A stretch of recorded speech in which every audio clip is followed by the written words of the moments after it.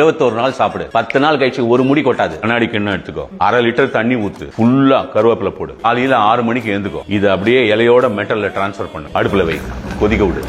ஒரு கண்ணாடி டம்ளர்ல வடிகட்டணும். உடனே 1/2 டீஸ்பூன் நெய் போட்டுக்கணும். கருவேப்பிலை டீ இல்ல ரசம் நம்ம ரெகுலரா குடிக்கிறதுனே அதுல ஏதாவது முடி வளர்றதுக்கு பெனிஃபிட்ஸ் இருக்கா இல்லையான்னு பார்ப்போம். அண்ட் இந்த மாதிரி சிம்பிள் ஹெல்த் நியூட்ரிஷன் டிப்ஸ் உங்களுக்கு டெய்லி வேணும்னா ஃபாலோ பண்ணிக்கோங்க.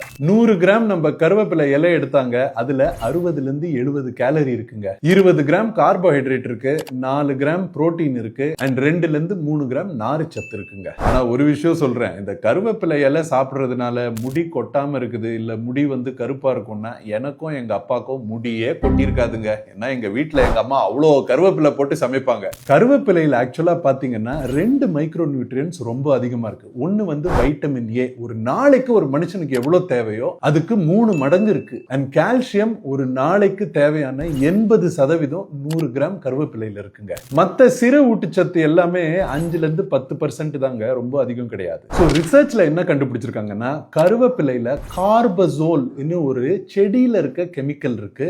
அது கொலஸ்ட்ராலை கம்மி பண்ணுது, பிபியவும் கம்மி பண்ணுது. ஆனா இது லேப் டெஸ்ட்ல மட்டும் தாங்க கண்டுபிடிச்சிருக்காங்க.